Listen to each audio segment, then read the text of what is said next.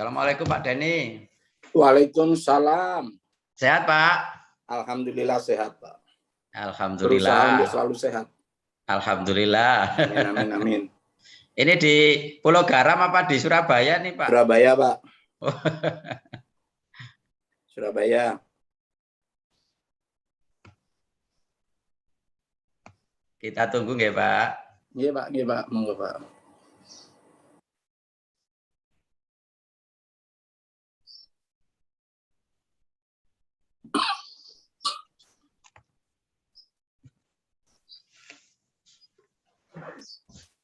Stop.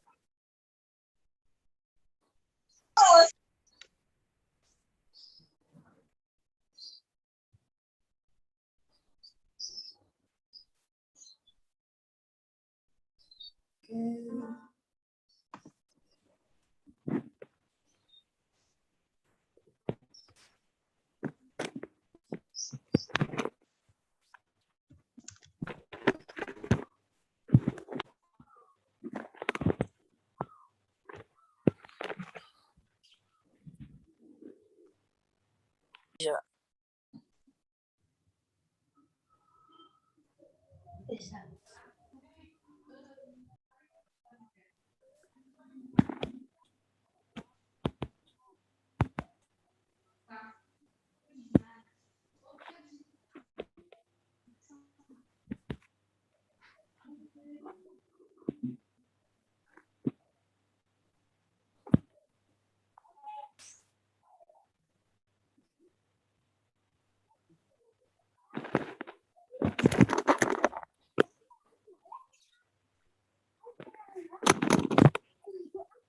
Background saya benar Pak ya?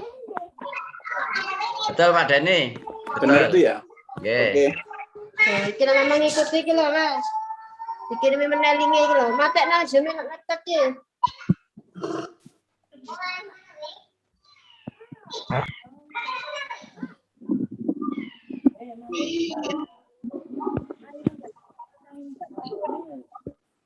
Oh, sampai.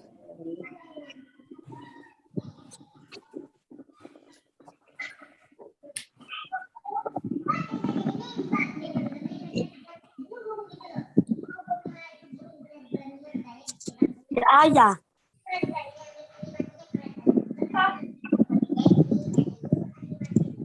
Banyak bikin begitu kok. Kamu. Cepetan. Naik tidur cepet. Kak gending mau naik tidur. Kayak mau makan kayak kenapa ngikutin ngene ya? Iya nih, Bu.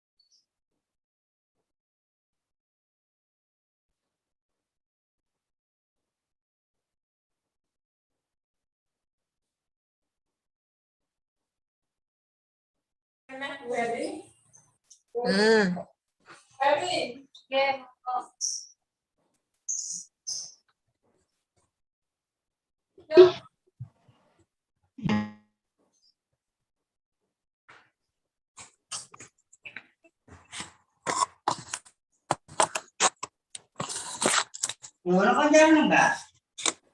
Apa tak kancani lah. Ini mulai.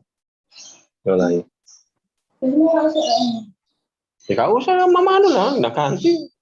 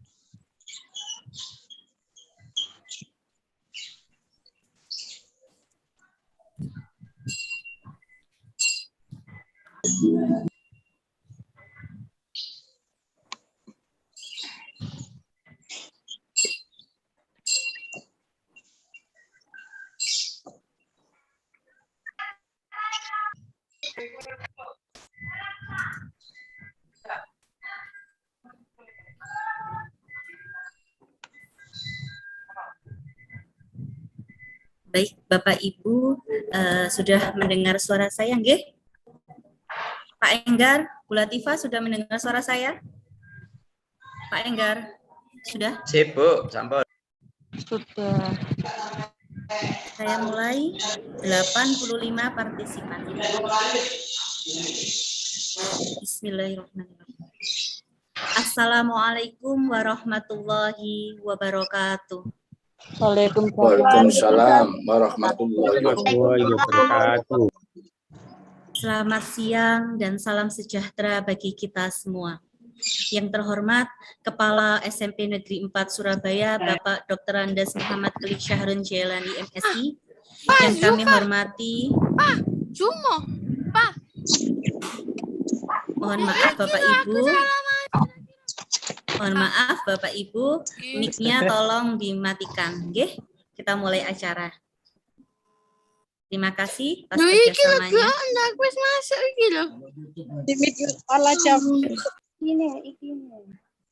Siapa nih? Mbok Ihani.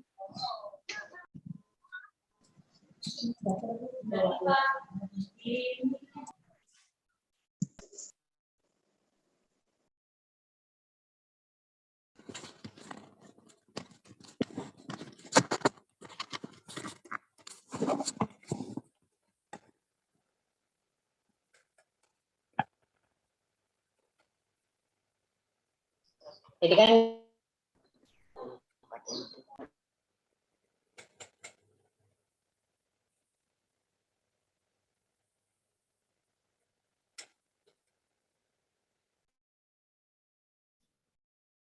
Mohon maaf. Saya ulangi lagi. Yang terhormat Kepala SMP Negeri 4 Surabaya, Bapak Dr. Andes Muhammad Klik Syahrun Jailani MSI. Yang kami hormati Mas Muhammad Ali Mahfud Effendi ST. Yang kami hormati Bapak Ibu Dewan Guru dan Karyawan SMP Negeri 4 Surabaya. Yang kami hormati Ketua Komite beserta pengurus SMP Negeri 4 Surabaya. Yang kami hormati orang tua wali murid kelas 7, 8, dan 9. Yang kami hormati para alumni SMP Negeri 4 Surabaya. Serta siswa-siswa Spenfora yang hebat dan cerdas. Alhamdulillahirabbil alamin wa bihi nasta'in wa ala umurid dunya waddin wassalatu wassalamu ala asrofil anbiya'i wal mursalin wa ala alihi wa sahbihi ajmain amma ba'du.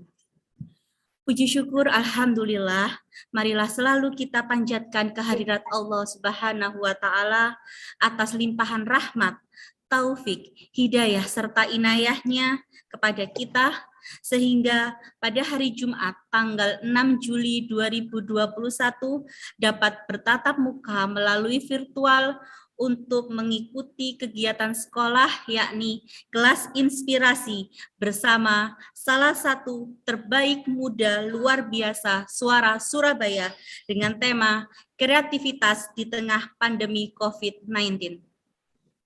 Salawat serta salam hendaklah selalu kita sanjungkan kepada Nabi besar Muhammad Sallallahu Alaihi Wasallam yang menuntun kita dari zaman kegelapan sampai zaman terang benderang seperti sekarang ini, yakni diterangin dengan ilmu pengetahuan melalui pendidikan.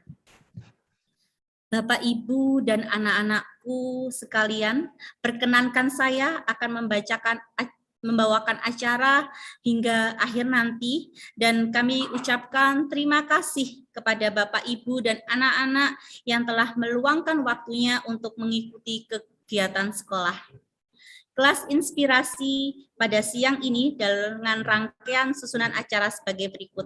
Yang pertama pembukaan, kedua menyanyikan lagu Indonesia Raya dan Mars SMP Negeri 4 Surabaya, ketiga sambutan, keempat pemaparan sang penginspirasi, kelima penutup.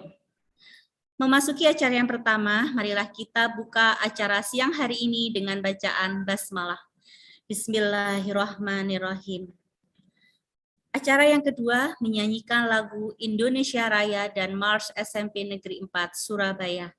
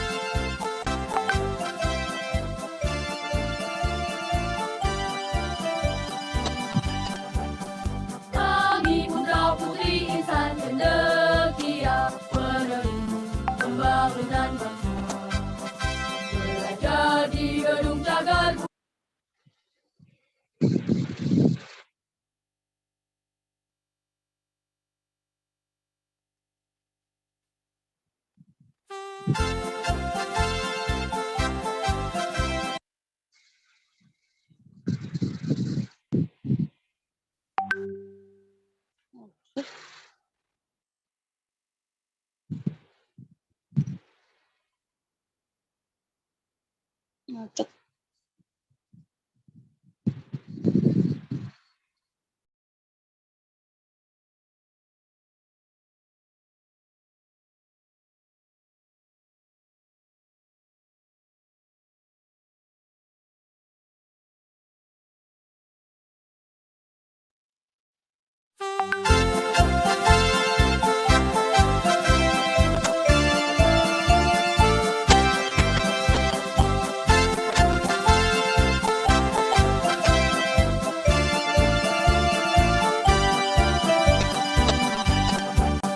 Kami putra putri insan cendekia penerus pembangunan bangsa.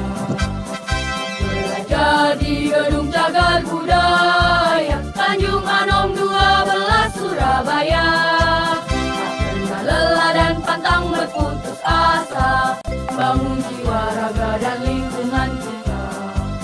Berbudi luhur, akhlak mulia, berilmu semboyan hidup kita. Ayo maju SMP 4-mu, berkibarlah selalu. Ayo maju SMP 4-mu, ku ukir prestasi untuk alma materku. Tulis prasasti dengan prestasi, dengan hati langkahku berbakti. Doa baktiku, Ibu Pertiwi, terus berkarya jaya bersama. Ayo maju SMP 4-mu, berkibarlah selalu. Ayo maju SMP 4-mu, ku ukir prestasi untuk alma materku. Tulis prasasti dengan prestasi, dengan hati langkahku berbakti. Doa baktiku, Ibu Pertiwi, terus berkarya jaya bersama. Terus berkarya jaya bersama. Terus berkarya jaya bersama. Anak kelasmu. M. Arifatin Samila, Zoom mulai. Mama sing-sing. Acara selanjutnya yaitu sambutan. Sambutan pertama akan disampaikan oleh alumni SMP Negeri 4 Surabaya yang akan disampaikan perwakilan dari Pak Denny Suherman. Kepada Pak Denny, kami persilahkan. Baik. Assalamualaikum warahmatullahi wabarakatuh. Warahmatullahi wabarakatuh. Alhamdulillah wa syukurillah. Puji syukur kehadirat Allah Subhanahu wa taala yang senantiasa memberikan limpahan rahmat dan barokah kepada kita semua, sehingga paling tidak barokah sehat itulah yang selalu kita impi-impikan, terutama di masa pandemi ini. Pertama-tama saya sampaikan terima kasih dan salam jumpa untuk Bapak Kepala Sekolah, Pak Klik. Sudah lama kita tidak berjumpa, baik secara daring maupun luring, karena saya yakin kita masing-masing punya pekerjaan. Yang saya hormati juga seluruh wakil kepala sekolah, seluruh staf, baik guru maupun admin, juga para siswa, para orang tua wali murid, teman-teman apa itu Pak namanya, untuk Pak Doni itu apa Pak organisasinya Pak, lupa saya. Cepat.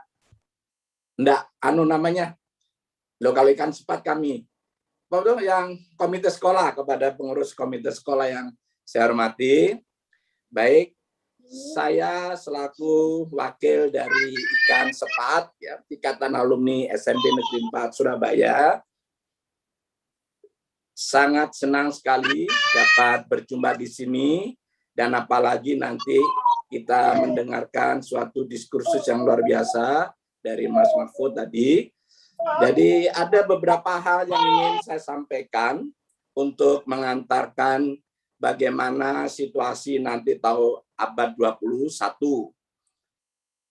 Abad 21 itu mau tidak mau tetap akan kita jumpai, namun kita perlu mempunyai kisi-kisi bagaimana kita bisa menghadapi yang dinamakan revolusi industri ini dengan cara aman, tentram, dan damai.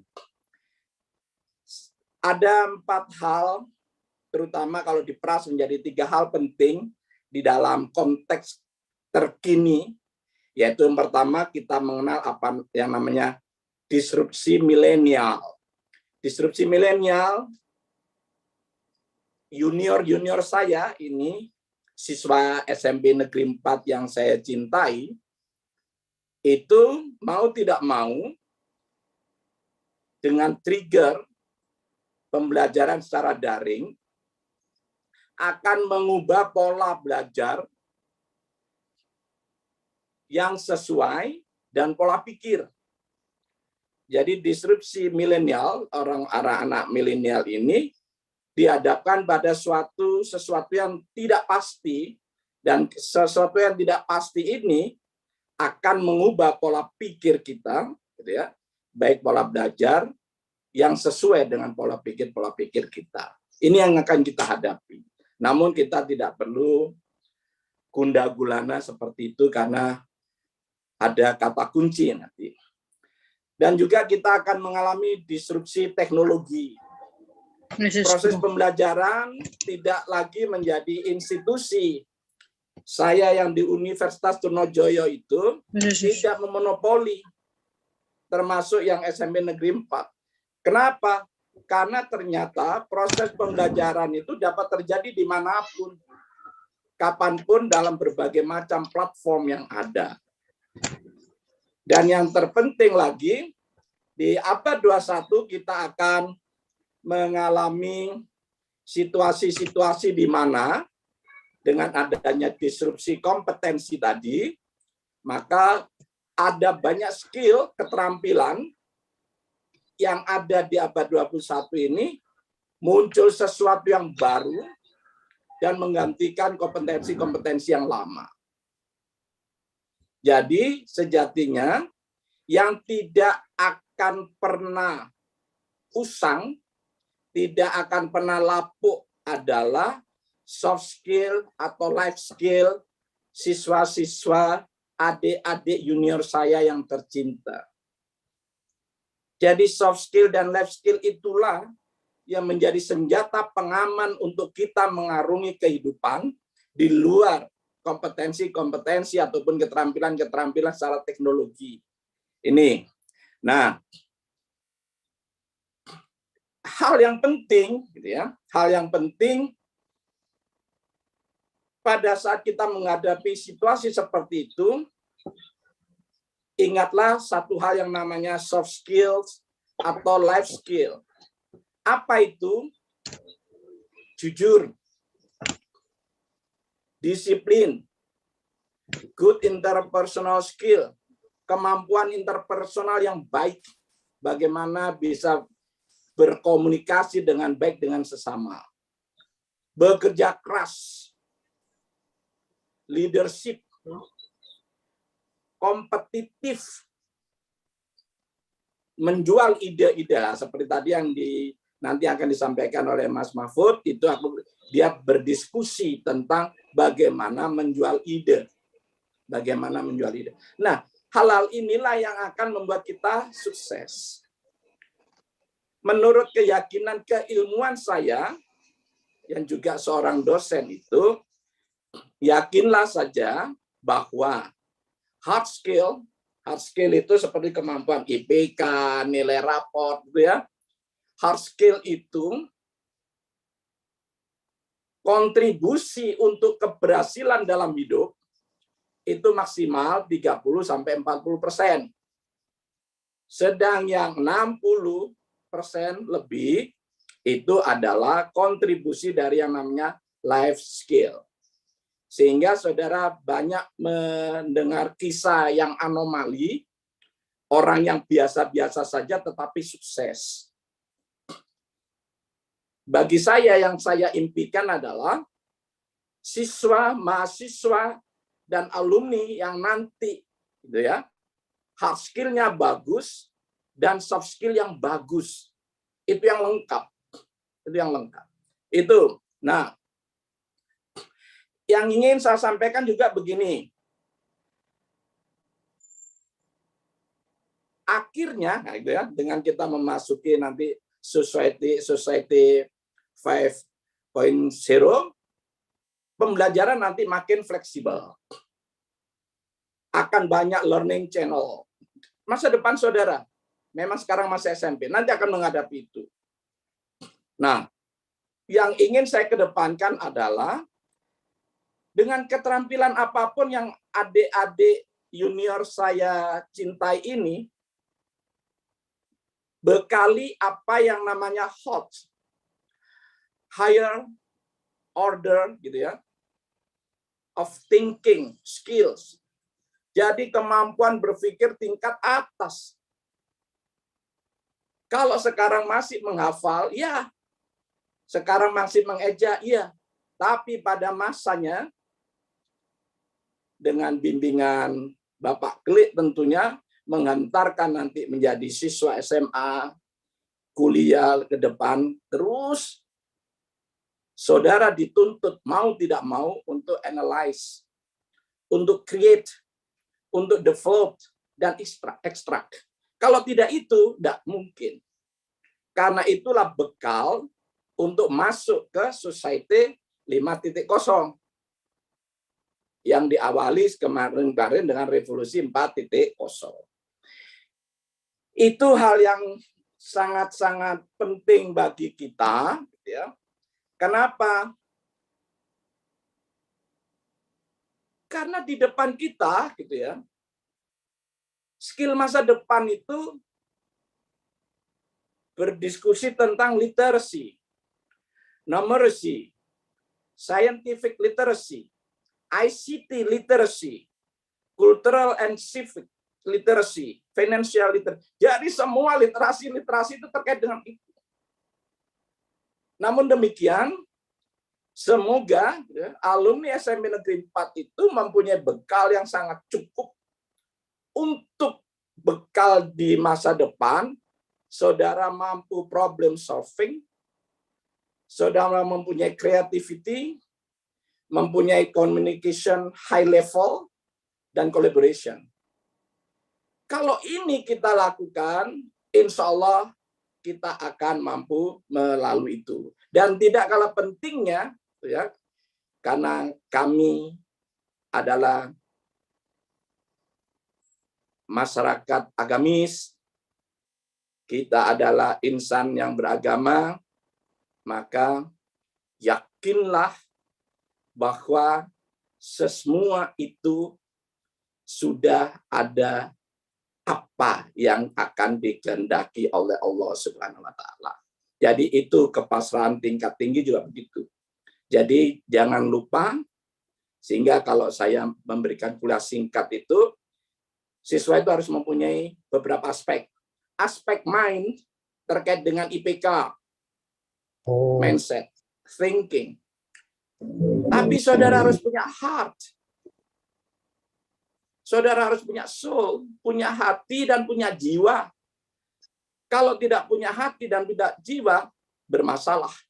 Apalagi tidak punya faith, keimanan. Padahal yang selalu kami ajarkan juga di kampus-kampus, bahasanya sederhana. Adab dulu, baru ilmu. Saya pikir itu Pak Kli yang dapat saya sampaikan. Kurang lebihnya saya mohon maaf. Semoga acara ini memberikan peluang-peluang, kesempatan-kesempatan bagi adik-adik untuk akan selalu mencari ilmu pengetahuan sampai setinggi-tingginya. Tapi jangan pernah lupa bahwa iman itu batasnya. Saya pikir itu Pak Kli yang saya hormati, kurang lebihnya saya mohon maaf. Wassalamualaikum warahmatullahi wabarakatuh. Waalaikumsalam warahmatullahi wabarakatuh. Terima kasih Pak Denny. Sambutan Ya, sama-sama Mbak. Sambutan yang kedua akan disampaikan oleh Ketua Komite SMP Negeri 4 Surabaya kepada Ibu Nana Widianto SHMM. Kami persilahkan.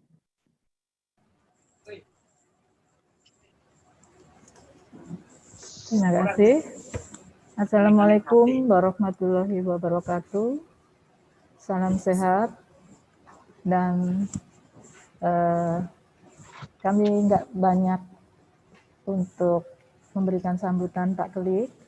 Dan sebelumnya kami mohon izin, nanti setelah saya memberikan ini, mungkin saya izin terlebih dahulu. Sesuai dengan temanya yang pada hari ini, yaitu kreativitas di tengah pandemi, saya sangat mengapresiasi sekali. Adanya pandemi bukan berarti harus menghentikan langkah, namun harus dijadikan sebuah tantangan bagi siswa serta peran orang tua untuk tetap melakukan kreasi dan menggali potensi anak-anak. Dan pandemi ini memang memberikan kita keterbatasan, tapi juga mendorong kita untuk terus berinovasi, untuk menggali dan mengembangkan talenta anak-anak. Di tengah pandemi seperti saat ini, jika ternyata kegiatan mengajar dan belajar serta melakukan kreasi, itu bisa dilakukan dimanapun dan kapanpun. Dengan segala keterbatasan yang ada, kegiatan pendidikan dengan segala keterbatasan tadi, pendidikan tetap harus berjalan dengan kurikulum yang disesuaikan serta mengikuti khususnya tetap menjaga protokol kesehatan. Itu yang paling utama. Dan kami berharap dalam kondisi seperti ini, anak-anak tetap bersemangat, kuat, optimis, serta berorientasi pada keunggulan, dimanapun berada harus tetap semangat agar kelak menjadi penerus generasi bangsa. Itu yang bisa saya sampaikan, Pak Klik. Dan semoga acara pada hari ini bisa bermanfaat untuk kita semuanya. Wassalamualaikum warahmatullahi wabarakatuh. Waalaikumsalam warahmatullahi wabarakatuh. Terima kasih Bu Nana. Sambutan yang terakhir akan disampaikan oleh Bapak Kepala SMP Negeri 4 Surabaya kepada yang terhormat Bapak Dr. Andes Muhammad Klik Syahrun Jelani MSI. Kami persilahkan. Terima kasih. Bismillahirrahmanirrahim. Assalamualaikum warahmatullahi wabarakatuh. Waalaikumsalam warahmatullahi wabarakatuh. Alhamdulillah, asyhadu an la ilaha illallah wa asyhadu anna Muhammadar Rasulullah, la haula wala quwata illa billah. Allahumma shalli ala sayyidina Muhammad wa ala ali sayyidina Muhammad. Yang saya hormati Bapak Ibu, orang tua, wali murid kelas 789 yang bergabung di Zoom maupun di YouTube. Yang saya hormati Bapak Ibu pengurus komite, Bapak Ibu pengurus ikan sepat dan segenap alumni yang sempat bergabung pada acara ini. Dan yang saya banggakan anak-anakku sekalian, generasi muda masa depan. Dan yang paling saya muliakan narasumber Bapak Muhammad Ali Mahfud. Terima kasih atas kesediaannya, nanti ilmunya berkah Pak. Jadi membawa inspirasi pada anak-anak kita.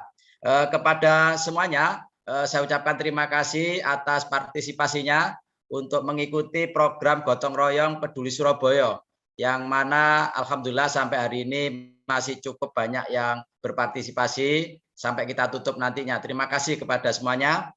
Dan yang terakhir kepada anak-anakku, tolong disiapkan pertanyaan terbaiknya, ya, bisa langsung nanti lewat Zoom yang sempat bergabung di Zoom maupun lewat chatting, ya, chatting di YouTube. Karena apa anak-anakku sekalian, kreativitas itu salah satunya lahir dari kita berlatih untuk bertanya. Mungkin nanti akan dikupas sedikit oleh Pak Mahfud. Ketika ada masalah begini, kita tanya bagaimana solusinya, bagaimana caranya, dan seterusnya. Sebagaimana yang sudah pernah saya sampaikan, informasi dari hadis Rasulullah bahwa salah satu kuncinya ilmu itu adalah bertanya, karena dengan bertanya itu banyak manfaatnya. Oleh karena itu mudah-mudahan melalui acara ini anak-anakku sekalian betul-betul bisa menjadi anak-anak yang kreatif, jujur, disiplin, bekerja keras dan sebagainya. Terima kasih kepada semuanya. Mudah-mudahan keikutsertaan Bapak Ibu, anak-anakku sekalian semuanya, para alumni dicatat oleh Allah SWT sebagai amal jariah. Mohon maaf. Assalamualaikum warahmatullahi wabarakatuh. Waalaikumsalam warahmatullahi wabarakatuh. Waalaikumsalam warahmatullahi wabarakatuh. Bapak, Ibu, dan siswa-siswi SMP Negeri 4 yang berbahagia, kelas inspirasi adalah gerakan para profesional turun ke sekolah selama sehari, berbagi cerita dan pengalaman kerja juga motivasi meraih cita-cita. Cita tersebut akan menjadi bibit untuk para siswa merangsang dan tumbuhnya cita-cita tanpa batas pada diri mereka. Tujuan kelas inspirasi yaitu menginspirasi murid dengan cara mengundang profesional untuk menjadi penginspirasi dengan berbagi cerita tentang profesinya. Kami percaya kehadiran sang penginspirasi membuat anak-anak termotivasi untuk bercita-cita lebih tinggi dan memberikan satu alasan lagi untuk tetap bersekolah.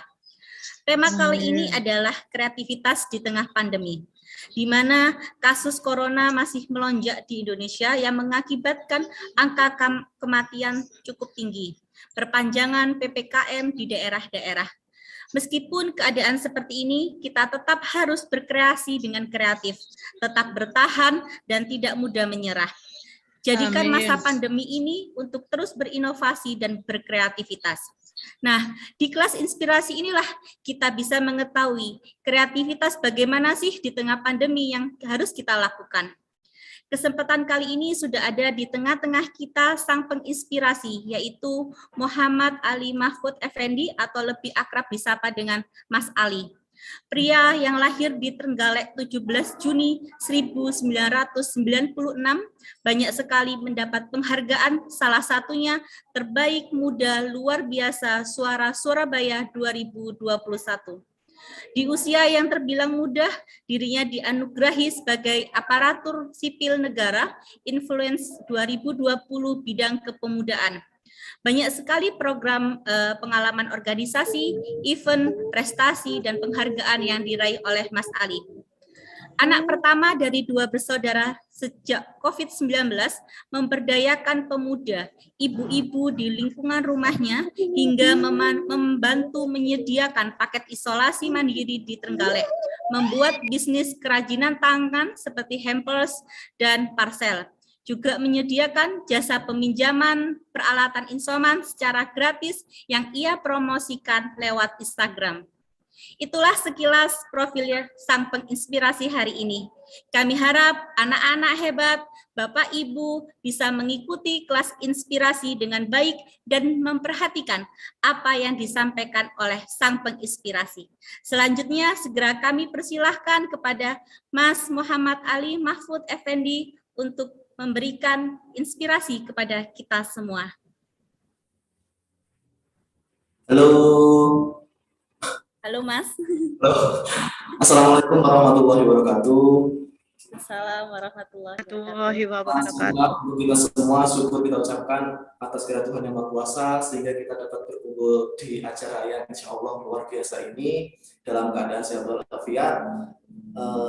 Saya ucapkan terima kasih banyak kepada Bapak Dr. Andes Muhammad Klik Suhirman, MSI, selaku Kepala Sekolah dari SMPN 4 Surabaya, Ibu Rizda, kemudian Bapak Enggar Kurniawan, serta seluruh karyawan, karyawati, Bapak Ibu Guru, dan para jajaran dari SMPN 4 Surabaya. Kemudian juga seluruh adik-adik peserta yang temanya tadi apa tentang cerdas dan hebat. Itu ya, itu Mbak Rizda ya?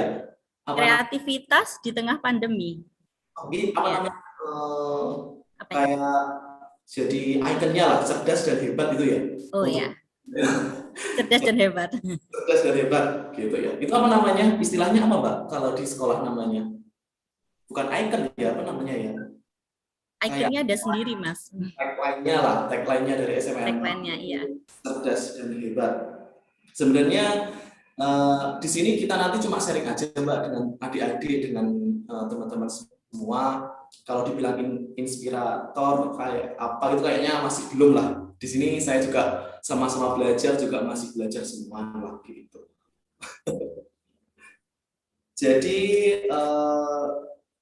kita langsung bahas ke materi apa gimana Mbak? Apa perkenalan gimana? Terserah bagaimana.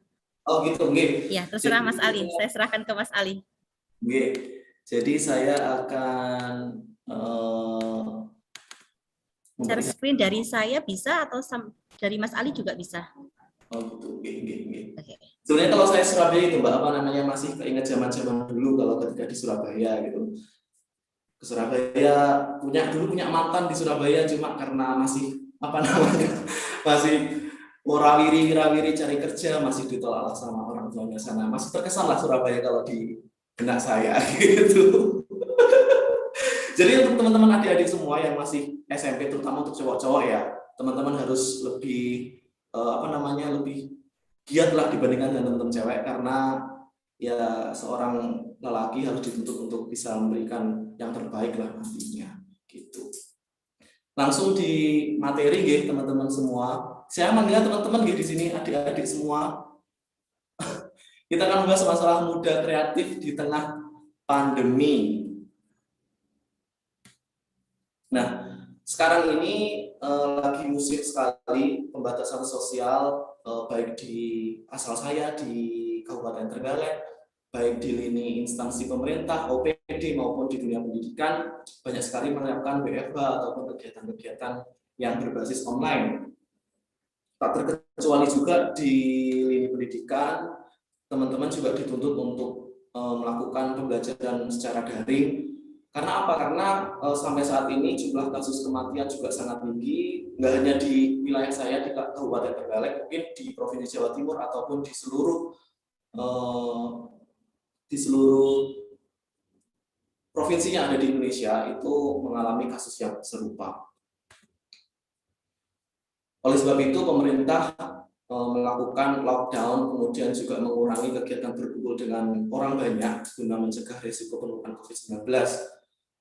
Kemudian juga sangat berdampak, nggak hanya di instansi pemerintah ataupun di dunia pendidikan, banyak sekali ataupun kegiatan-kegiatan kemasyarakatan yang juga berdampak di COVID-19. Nah, secara tidak langsung teman-teman harus bisa beradaptasi dengan keadaan yang ada, karena kita harus berdampingan dengan pandemi ini, nggak tahu kapan akan berakhirnya. Teman-teman harus bisa belajar dengan online, memanfaatkan teknologi yang sudah ada. Nah, terus juga kegiatan sosial teman-teman juga harus dibatasi, kayak misalkan kalau teman-teman SMP kan banyak tuh kayak kegiatan lomba foto, terus apa namanya kayak sepak bola ataupun bermain gitu. Jadi teman-teman harus dibatasi juga terkait masalah COVID ini. Nah, di media sosial juga banyak sekali kayak berita-berita yang juga yang membuat kita miris lah mendengarnya. Banyak kayak misalkan pelajar butuh 9 tahun kerja ketertinggalan, kemudian hampir 10 juta anak berisiko putus sekolah permanen akibat pandemi COVID-19 ini. Nah, dari berita-berita ini, sebagai pemuda milenial, teman-teman milenial tidak boleh mengeluh. Teman-teman harus memiliki semangat gimana caranya saya tetap belajar di era pandemi seperti saat ini gitu loh. Sebenarnya apa sih pemuda itu? Dalam Undang-Undang Nomor 40 Tahun 2019 diterangkan bahwa pemuda warga negara Indonesia memasuki periode penting pertumbuhan dan perkembangan usia 14 sampai 30 tahun. Peran pemuda sangat penting, yaitu sebagai salah satunya sebagai agent of change, yaitu teman-teman dituntut untuk bisa memberikan kontribusi perubahan baik dalam dunia pendidikan, sosial, agama, dan juga yang kurang baik teman-teman dituntut untuk bisa menjadi agen pembangunan. Pembangunan di sini maksudnya bukan hanya pembangunan secara infrastruktur, secara fisik, bukan seperti itu, cuma pembangunan kayak sumber dayanya, sumber daya manusianya, kebiasaannya, culture-nya, seperti itu. Kemudian agent of modernization. Nah, sebenarnya kalau di era seperti ini, agent of modernization sangat cocok diterapkan untuk generasi milenial teman-teman saat ini, yaitu dengan mengedepankan high teknologi, kemudian memanfaatkan teknologi-teknologi yang sudah ada dan dapat diterapkan dalam kehidupan sehari-hari. Pemuda milenial harus kreatif dan inovatif, harus solutif juga, memberikan kontribusi untuk sekitarnya, kemudian harus terus berkreasi dengan apa yang ada di sekitarnya.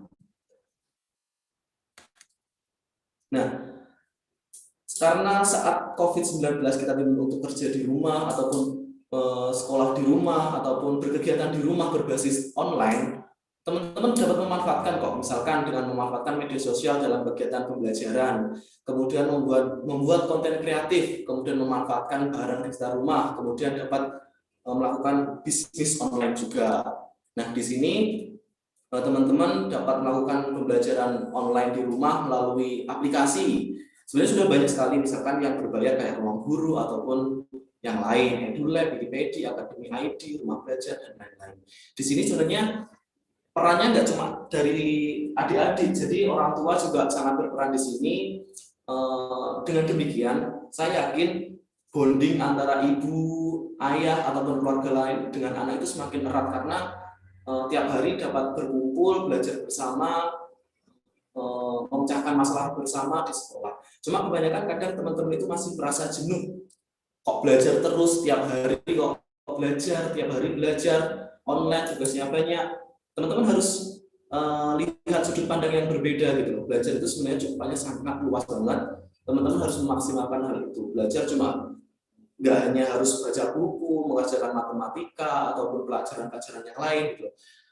Belajar itu banyak banget, misalkan kayak pengembangan soft skill yang dibilang dari Pak tadi, kemudian pengembangan diri yang lainnya seperti itu.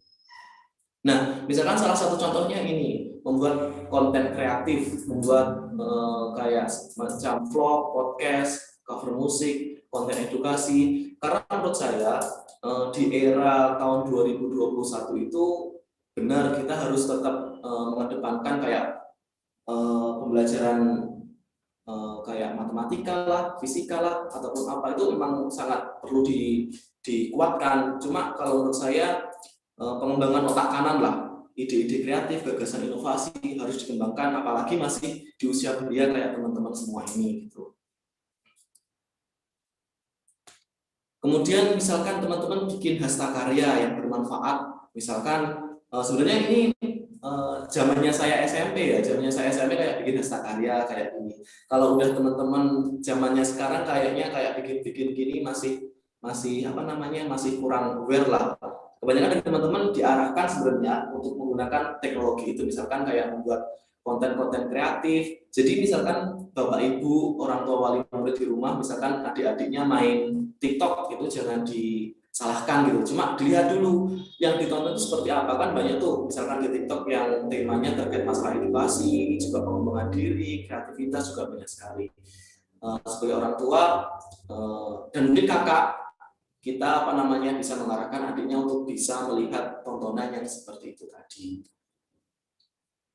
Kemudian entrepreneur. Nah, sebenarnya sudah sangat banyak sekali teman-teman yang saya lihat di YouTube ataupun di Instagram itu banyak anak-anak usia SMP, SMA itu yang sudah terbiasa dengan dunia bisnis. Jadi dengan bisnis teman-teman nantinya udah biasa berpikir terkait masalah manajemen resiko, kemudian manajemen waktu, manajemen keuangan secara tidak langsung akan sangat mendukung dalam proses pembelajaran formal di sekolah nanti yang melalui online tersebut gitu. Jadi insya Allah teman-teman akan lebih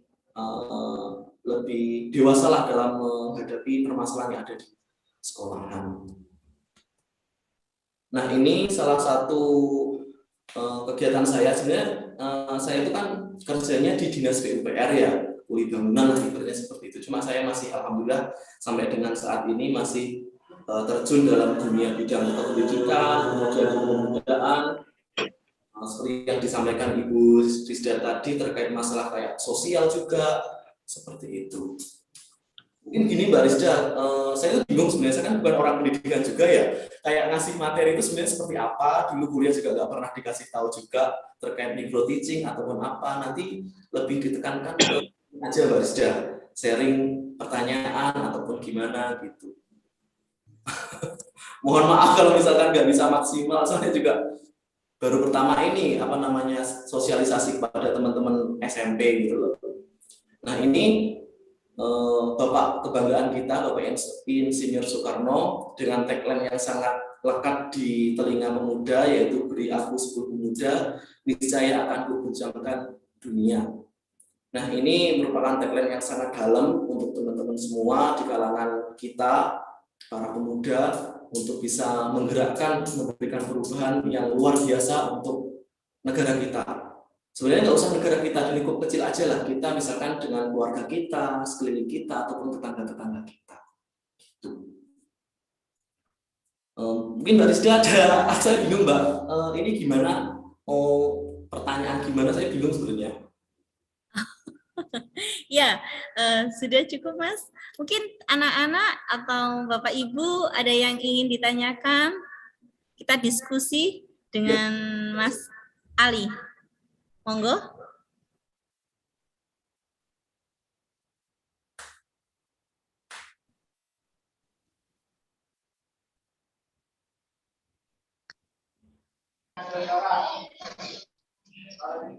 Bu, saya mau tanya.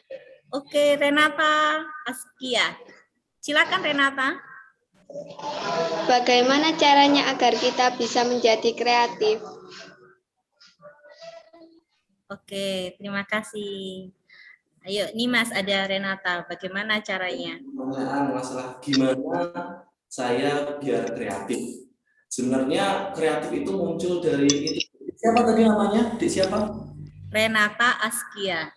Renata nih, terkait masalah kreatif, gimana sih caranya biar kita berpikir kreatif? Sebenarnya kalau sudah, kalau saya pribadi mungkin kalau sudah umurnya sudah dewasa itu kan dianalisis dulu, misalkan di sekitar kita itu ada apa sih, ada kendala apa sih, biasanya seperti itu.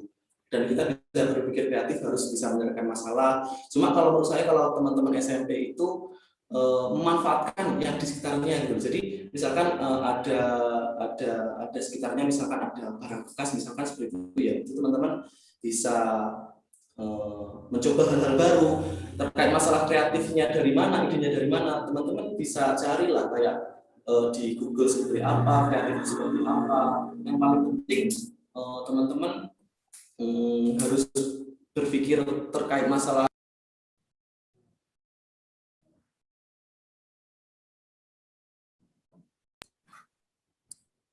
Halo? Halo, iya Mak. Ya. Jadi kreatif itu lebih ditekankan pada dirinya sendiri, teman-teman harus mengedepankan permasalahan yang ada di sekitarnya. Sering-sering kayak browsing-browsing di internet, cari contoh-contoh teman-teman yang yang sudah terjun duluan di bidang kreatif, gitu. Teman-teman bisa contoh dari itu semua. Karena menurut saya teman-teman bisa menerapkan ATM gitu loh, ATM. Lihat, kemudian dimodifikasi, kemudian dilihat gitu. Itu sih kalau menurut saya kreatif itu. Oke. Terima kasih Renata. Ada yang lain mungkin ingin bertanya? Mungkin sambil yang lain menunggu yang lain, Mas. Mungkin Mas Ali bisa menceritakan sekilas nih Mas, kreatif ketika Mas Ali di masa pandemi itu, saya ketika browsing itu Mas Ali melihat situasi di lingkungan sekitar yang belum bekerja itu Mas. Mungkin bisa diceritakan. Terkait masalah COVID saat ini Mbak? Iya. Jadi gini, karena di lingkungan saya itu kan masih banyak sekali kan masyarakat yang kurang aware terkait masalah COVID-19, masih banyak ketakutan, kurang teredukasi masalah COVID ini. Mungkin juga sektor dari pemerintahan di dinas kesehatan ataupun di kesehatan dasar kayak di Puskesmas kurang selalu mengedukasi terkait masalah COVID seperti ini. Jadi banyak yang masih enggan lah kayak Iya, bukan bom. Nah, maka dari itu kan saya bawa di Suara Surabaya kemarin mencoba mempresentasikan di Suara Surabaya bekerjasama dengan Ubaya membawa tema tentang smart isoman itu, Mbak. Jadi saya kayak meminjamkan alat kesehatan itu kepada orang-orang yang membutuhkan gitu loh. Kan banyak sekali tuh kayak kalau di Trenggalek ya nggak tahu, kalau di Surabaya seperti apa.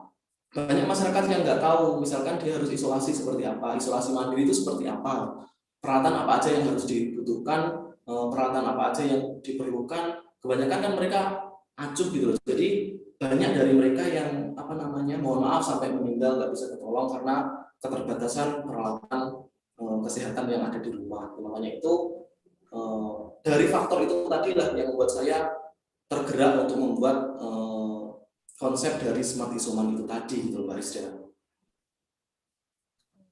Oke. Ayo anak-anak yang ingin bertanya. Mungkin Bapak Ibu, orang tua yang ingin bertanya, silahkan kita diskusi. Mungkin dari Bapak Ibu guru.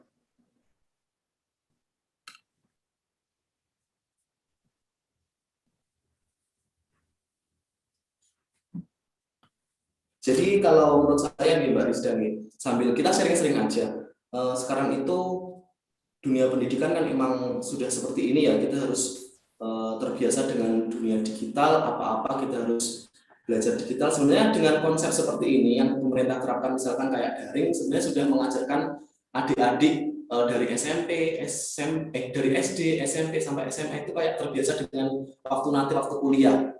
Ya enggak, Bu Rizda? Kalau kuliah kita kan dituntut untuk belajar secara mandiri gitu loh. Jadi batasan waktu, kita harus belajar jam sekian kan enggak. Kalau kuliah kan sudah harus belajar mandiri. Ini sebenarnya sudah jadi langkah yang bagus lah untuk pendidikan di Indonesia menurut saya.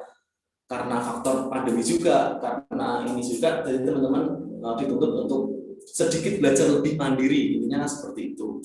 Sebenarnya cocok banget sih kalau menurut saya. Terus juga untuk para orang tua wali murid, pendidikan itu menurut saya itu nggak harus pinter banget di bidang matematika akademik lah, kayak matematika, fisika ataupun yang lain.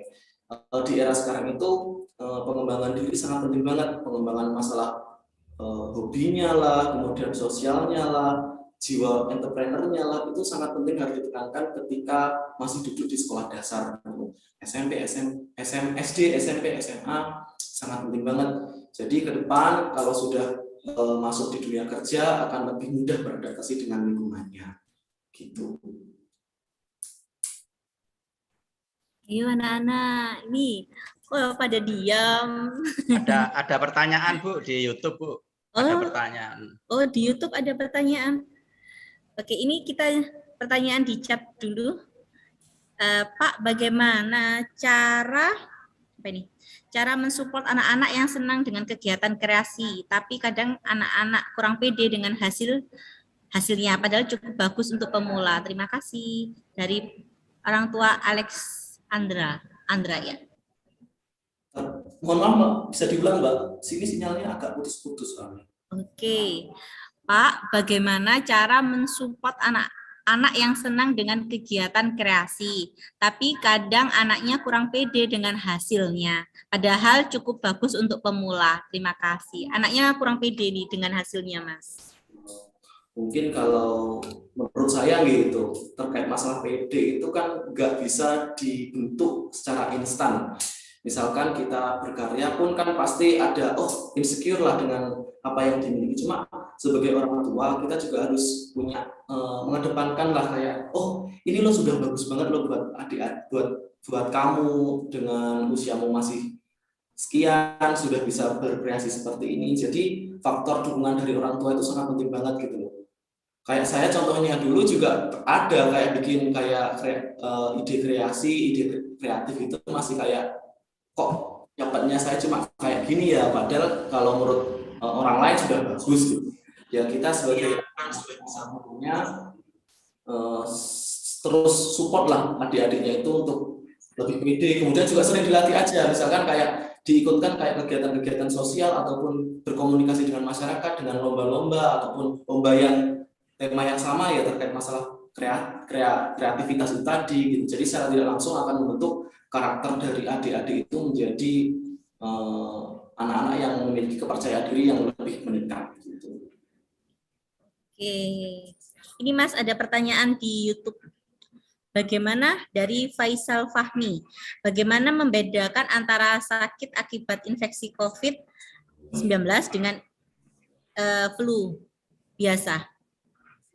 Oh iya, ini di COVID, masalah COVID ya. Sebenarnya saya tuh udah kena COVID, Mbak. Itu di awal Juni 2021 kemarin. Saya baru selesai karantina sebenarnya. Ya, saya itu penyintas COVID lah gitu. Jadi kalau sepengetahuan saya, COVID itu gimana ya? Awalnya saya juga nggak percaya masalah COVID itu ada. Cuma karena juga perjalanan keluar kota, kemudian balik ke Trenggalek, saya terpapar gitu ya. Cuma rasanya ya flu biasa, cuma yang paling menonjol itu anosmianya itu loh. Anosmia, terus kemudian ada sesaknya. Saya diisolasi 21 hari, kemudian juga dioksigen juga. Dan alhamdulillah sekarang sembuh. Kalau beda sama flu biasa apa ya? Mungkin kalau flu biasa itu loh, apa namanya, ketika kita flu ya, kan kita minum kayak obat paracetamol itu kan 3 hari biasanya kan agak reda kan. Kalau COVID kayaknya enggak deh, enggak ada penurunan gitu. Itu sih kalau masalah COVID sebenarnya. Oke, ini ada pertanyaan lagi dari Mirza. Pak, bagaimana menghilangkan rasa jenuh siswa saat belajar daring? Nah, terkait masalah daring tadi ya, sebenarnya ya itulah jadi momok kalau kita belajar online ya untuk adik-adik SMP, SMA banyak sekali yang mengeluh tugasnya banyak. Mungkin bisa diterapkan kayak yang saya bahas tadi terkait masalah ide-ide kreatif, misalkan diselinilah kayak kegiatan-kegiatan yang lain, misalkan dari sekolah yang awalnya kan banyak tuh, misalkan kayak pelajaran biologi kan, kalau SMP itu kalau nggak salah kan kayak ada mata pelajaran apa namanya terkait masalah organ manusia itu apa? IPA. Ya. Mungkin misalkan dibuat kayak metode juga ada praktikumnya, jadi kan secara tidak langsung akan mengurangi efek jenuh dari siswa itu sendiri gitu kan. Kalau saya pribadi pun juga gitu, misalkan kayak saya ikuti materi gitu ya, materi ketika bimbingan dari kementerian ataupun apa kan, misalkan cuma paparan, angka, tulisan itu kan jenuh juga.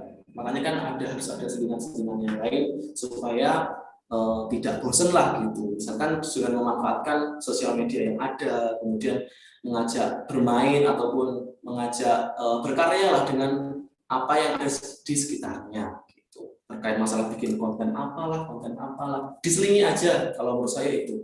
Nggak bisa kalau misalkan dalam waktu 8 jam harus ngaduk laptop terus belajar terus, itu enggak. Harus ada jedanya buat bikin karya apa gitu. Sebenarnya kalau musim kayak gini sebenarnya masih enak banget loh teman-teman, adik-adik bisa sangat terbuka, bisa mengeksplor hobinya mungkin, dan tetap disambungkan sama pelajaran akademisnya ya, misalkan kayak bikin kreasi dari apa gitu bisa sebenarnya.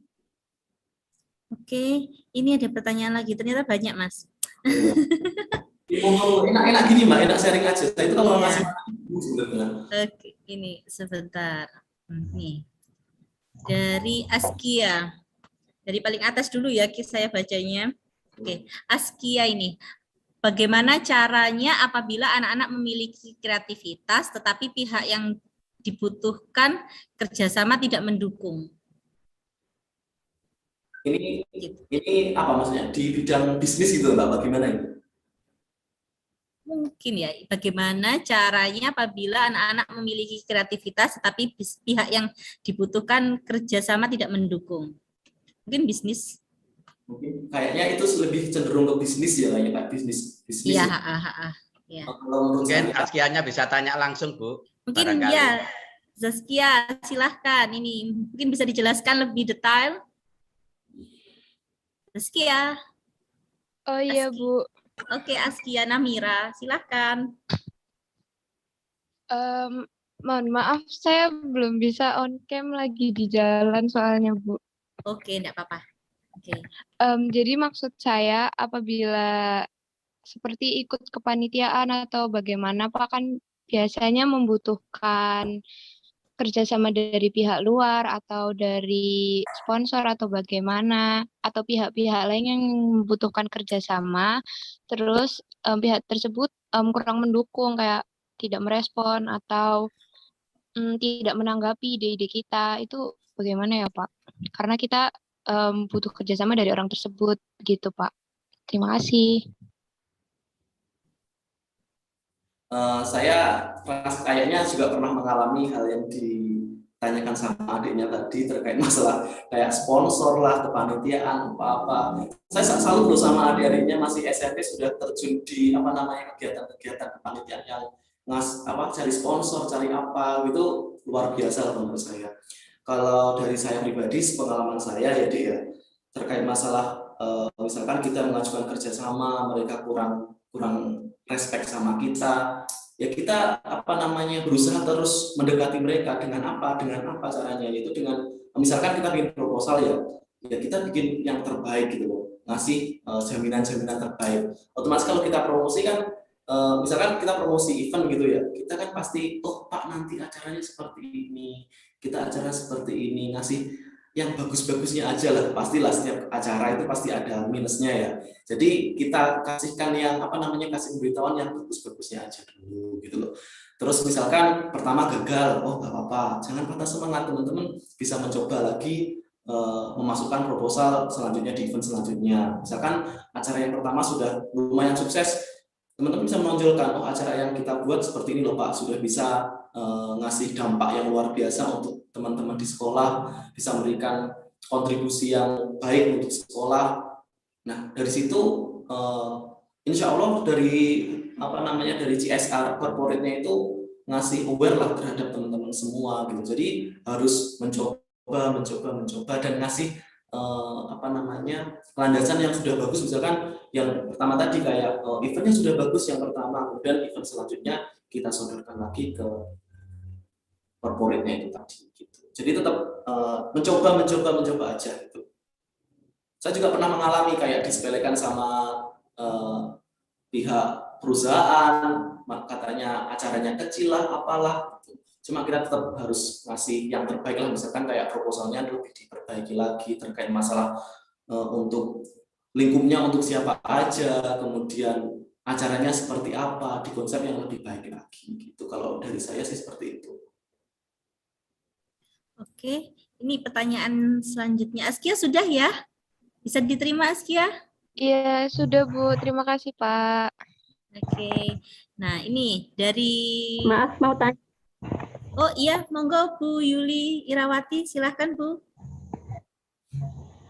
Maaf, mau tanya, ide kreasi atau kreativitas apa yang cocok buat anak-anak usia SMP, Pak? Kreativitas untuk adik-adik SMP ya. Gini Bu, jadi saya juga punya adik sih yang masih SMP juga. Jadi saya sedikit tahulah gimana cara mengajari adik saya untuk berpikir kreatif sih. Kalau zaman saya, mungkin zamannya jenengan, zamannya Ibu udah beda lagi. Zamannya saya, zaman SMP sudah beda lagi. Sekarang sudah sangat beda lagi. Kalau misalkan zaman saya dulu kan SMP cuma mainnya sepak bola, voli, gitu kan, lari-lari, cari mancing lah apa. Kalau sekarang kan sudah nggak seperti itu. Jadi banyak dari orang tua itu yang berpikir negatif terkait masalah teknologi. Misalkan anak-anaknya main HP terus, mainnya HP terus, game apa-apa. Cuma sebagai orang tua, sebagai kakak, kita harus ngasih manajemen waktu yang baik lah untuk adik-adik itu tadi gitu. Misalkan dia main media sosial gitu ya, kita arahkan untuk menjadi untuk melihat konten-konten yang baik gitu loh. Terus di era sekarang itu sebenarnya cocok banget Bu di pengembangan digital sebenarnya, kayak misalkan bikin kayak YouTube, kayak videografi, fotografer gitu-gitu, sebenarnya sangat cocok diterapkan di anak-anak milenial ini gitu loh, karena mereka sekarang sudah high teknologi semua, jadi akan lebih cepat lah gitu untuk terjun ke dunia itu gitu loh.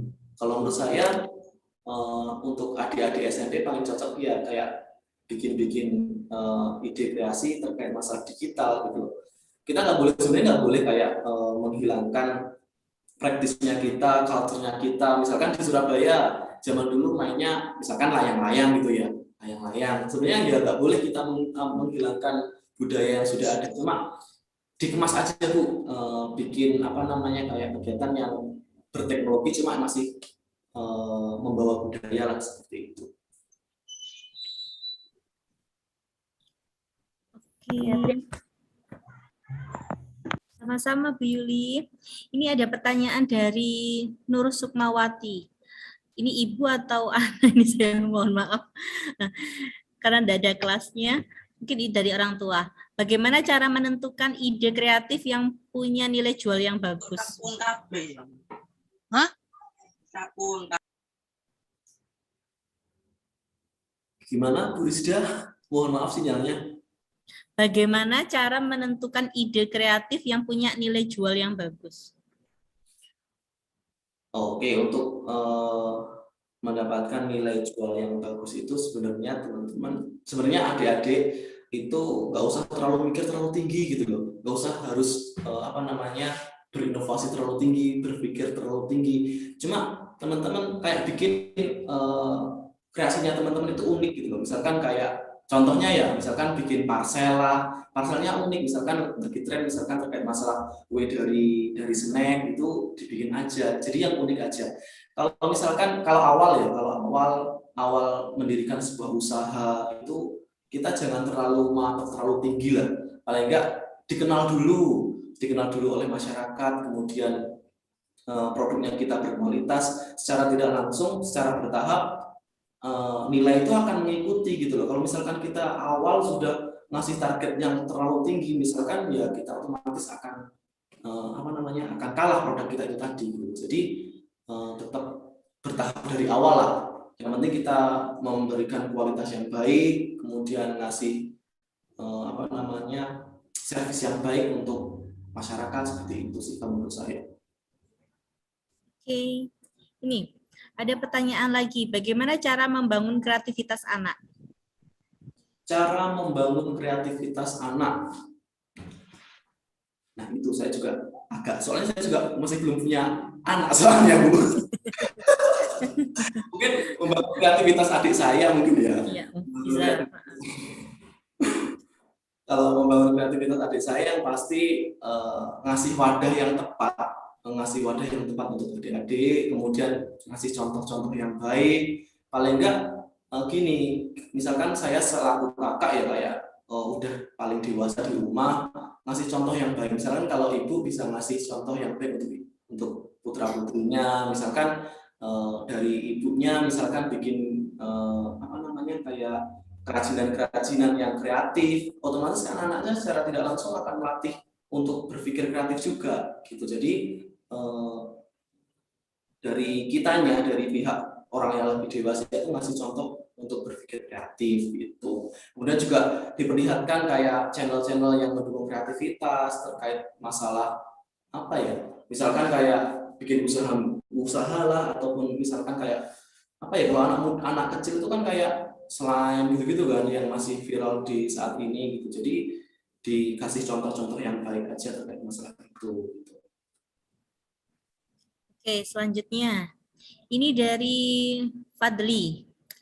Assalamualaikum Pak, saya Muhammad Fadli. Mau bertanya, kalau kita mau berkreasi kan butuh waktu lama untuk menemukan ide. Nah, apakah ada cara untuk menemukan ide dengan waktu singkat? Ada, sebenarnya ada. Ide waktu singkat itu sebenarnya tinggal teman-teman sendiri sebenarnya. Kalau masalah ide itu kan kita kan pakai otak kanan ya kalau masalah ide, terus terkait masalah ide kreatif, inovatif cenderung pakai otak kanan. Juga tidak dipungkiri sebenarnya Bu Rizda ya, kalau misalkan teman-teman kan ada yang cenderungnya itu di otak kiri gitu ya, otomatis dia emang di mata pelajaran tertentu kayak sains itu emang lebih cenderung oke lah ibaratnya seperti itu. Cuma harus dilatih juga gitu loh, dilatih untuk berpikir kreatif. Terkait masalah cepat atau enggaknya itu ya cenderung dari teman-teman juga. Teman-teman bisa mengolah sebenarnya kan ide itu kan lahir dari masalah kan sebenarnya. Misalkan di sini masalahnya ini, misalkan masalahnya A gitu ya. Maksudnya gimana sih caranya menyelesaikan masalah ini? Nah, itu kan juga ada ide kreatif juga. Nah, itu tinggal teman-teman aja, diasah aja.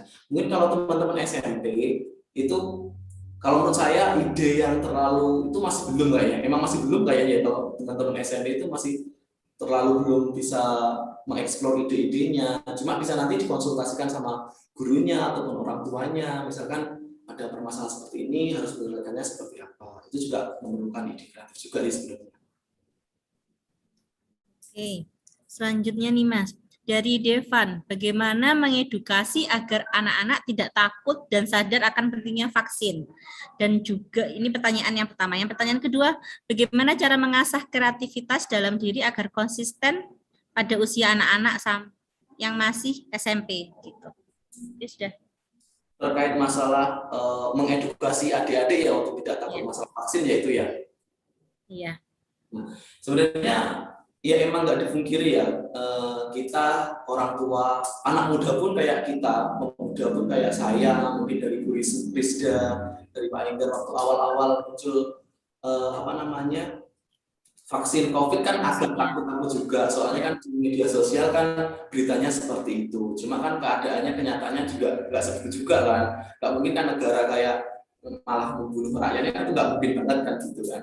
Nah, juga kasusnya sama-sama orang tua, nenek-nenek, kakek-kakek kan takut juga terkait masalah COVID. Nah, kalau anak-anak sebenarnya malah lebih mudah. Misalkan kita ngasih berita-berita yang baik gitu loh, jangan kayak dikasih tahu berita-berita buruknya aja. Misalkan habis vaksin meninggal dunia, habis vaksin ada alergi ini, ada alergi ini. Sebenarnya itu kan para kayak hatersnya pemerintah di Indonesia kan seperti itu. Jadi ibu-ibu bisa ngasih berita-berita yang bagus untuk adik-adiknya gitu. Terus juga ngasih edukasi kalau misalkan nggak vaksin itu seperti apa. Kan biasanya kalau teman-teman adik-adik SMP itu kan ditakut-takuti kan masih percaya kan. Beda kalau sudah mahasiswa kayak saya pun kalau misalnya ditakut-takuti kan nggak, tanpa ada data kan udah nggak percaya gitu. Teman-teman SMP kan biasanya masih cenderung gitulah, kan masih masa peralihan antara anak-anak ke masa dewasa lah. Jadi gitu. Kalau saya tagline-nya cuma itu aja Bu, kasih berita-berita, konten-konten yang baik lah terkait masalah vaksinasi COVID itu tadi. Toh juga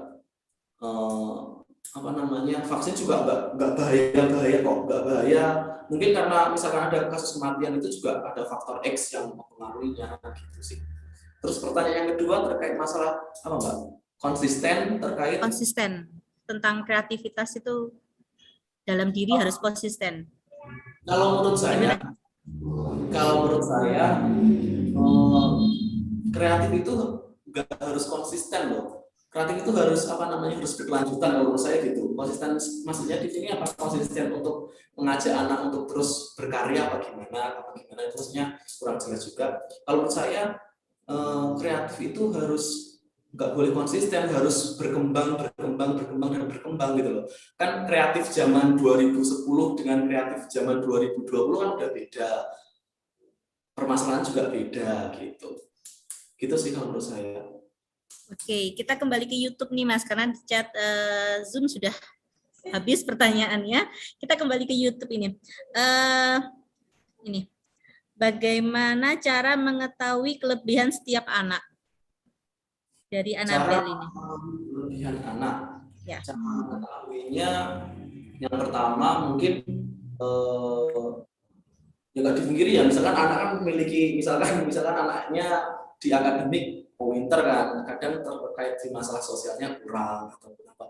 Sebenarnya yang tahu terkait masalah itu ya dari orang tuanya itu sendiri gitu loh. Tinggal kita mengembangkan dari kelebihannya dan kekurangannya masing-masing gitu aja sih sebenarnya. Kalau menurut saya sih, Rusda. Oke, nah ini ada pertanyaan lagi nih, Karisa. Bagaimana cara mengenali nafas cepat pada anak? Nafas? Iya. Apa itu? Kurang tahu itu beneran, saya kurang tahu. Nanti bisa saya tanyakan lah sama tim, kayaknya itu terkait masalah apa ya, psikologi anak ya bagaimana, nanti saya tanyakan terus saya sampaikan ke Bu Rizda atau Mas Enggar biar disampaikan ke wali muridnya. Gitu. Oke, kepada Karisa kita pending dulu ya. Oke, selanjutnya. Bagaimana cara bisa menjadi muda luar biasa ini? Dari Eko Wahyudi. Menjadi muda luar biasa. Iya. Itu sebenarnya anugerah dari Suara Surabaya ya. Jadi apa namanya, pemenang muda luar biasa. Sebenarnya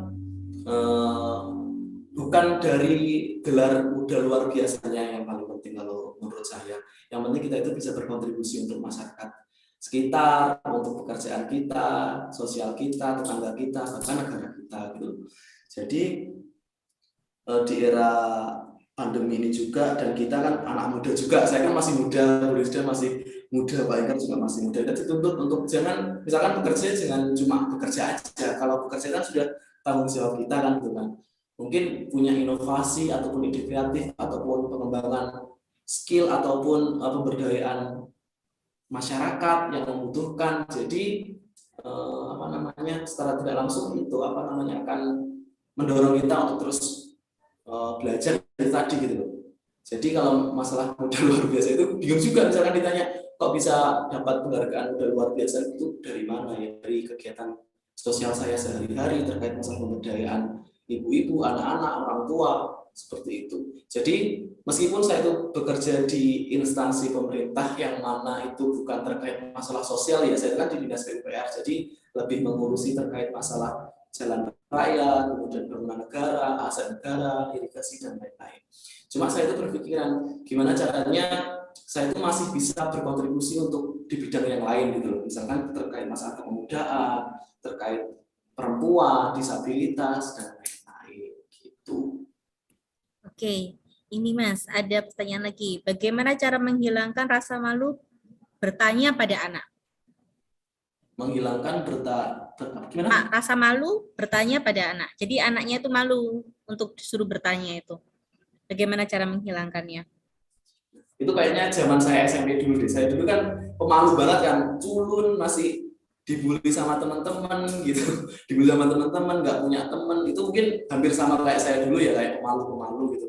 Kalau menurut saya, malu itu sebenarnya kan bisa dibentuk kan. Misalkan kita bisa ngomong seperti ini kan dibentuk karena bukan instan juga. Kita kan dengan berlatih, belajar ngomong, bertemu dengan orang, bertegur sapa dengan orang itu secara tidak langsung kan melatih anak itu untuk menjadi percaya diri gitu loh.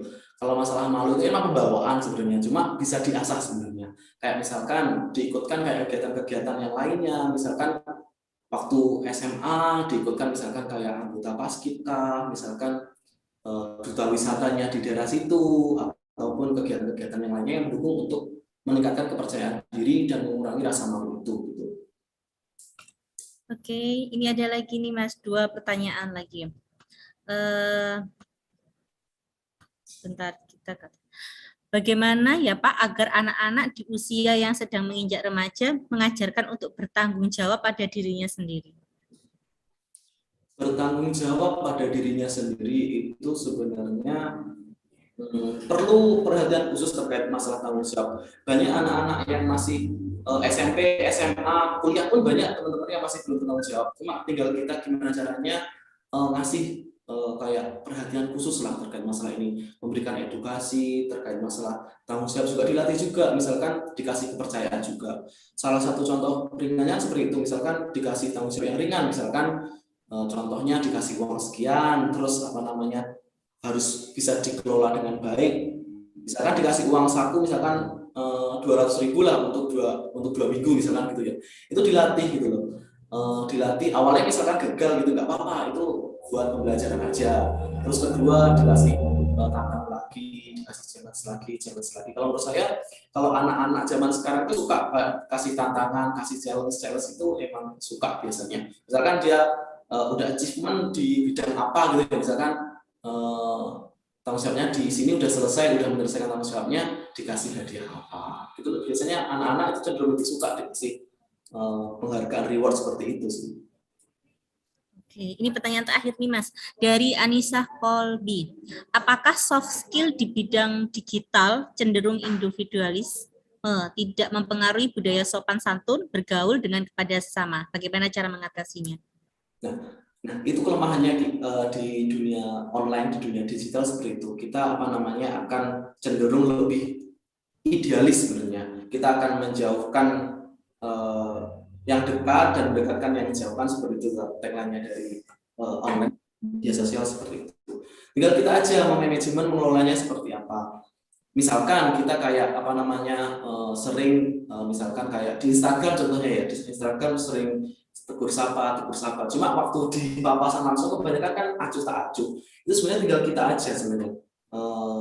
Gimana mengelola kita, sosialnya kita, dan perlu ada latihan juga untuk terus bisa mengasah kemampuan sosialnya itu tadi gitu loh. Jadi tetap harus, nggak boleh dihilangkan. Misalkan kita sudah high tech banget ya, kita jadi makhluk individualis, itu salah. Kita tetap harus belajar mencoba menjadi makhluk yang sosial seperti kodratnya manusia, membutuhkan orang lain gitu. Jadi tetap harus dipaksakan untuk bersosialisasi dengan orang banyak. Meskipun kalau saat ini kan PPKM ya, kita nggak bisa berkumpul dengan orang banyak, paling nggak terus belajar dengan sosialisasi dengan keluarga terdekat, dengan ayah ibunya, kakek neneknya, dan di situ pun juga bisa diajari secara langsung sopan santunnya di situ juga gitu.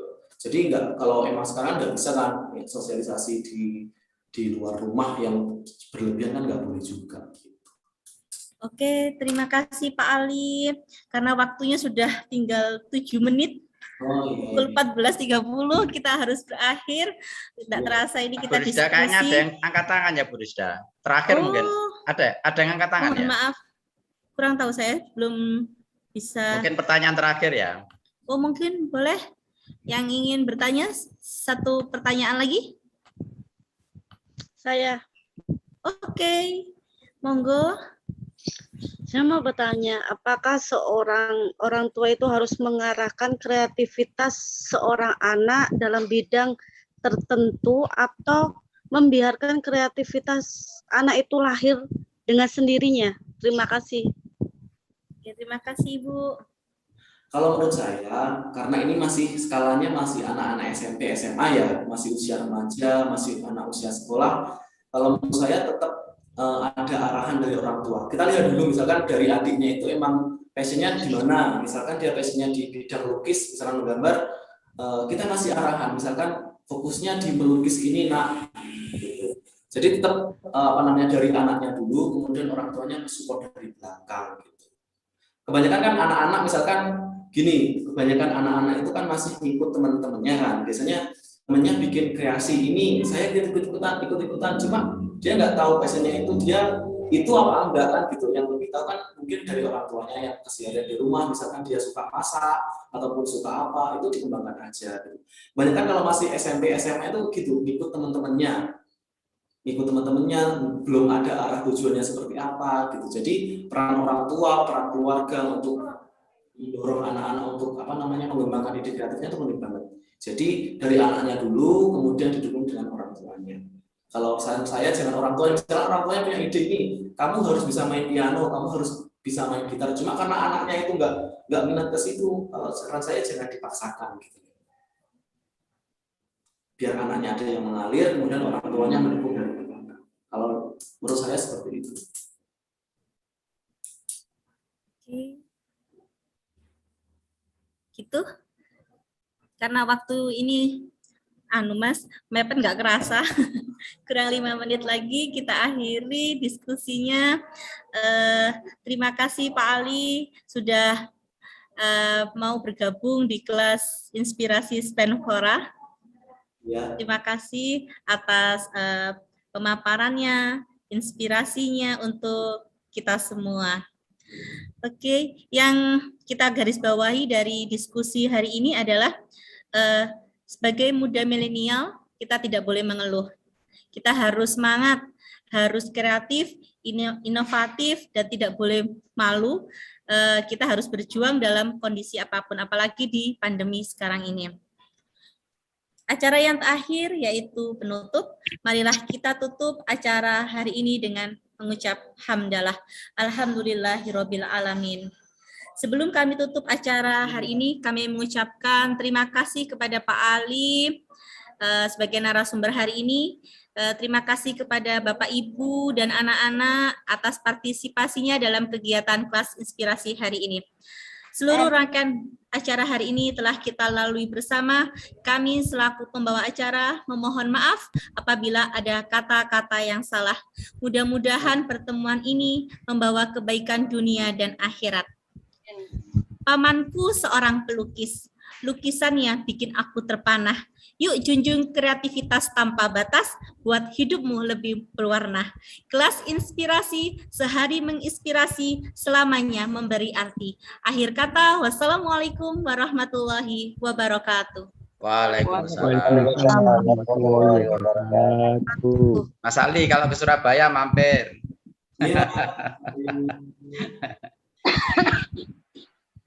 Ada yang teman dari Trenggalek ini. Oh iya? Ya, insya Allah mau ketemu Mas Ali kayaknya. Terima kasih Pak di kesempatan. Salam sehat. Terima kasih atas informasi dan inspirasinya. Makasih banyak. Mudah-mudahan berkah. Amin. Terima kasih.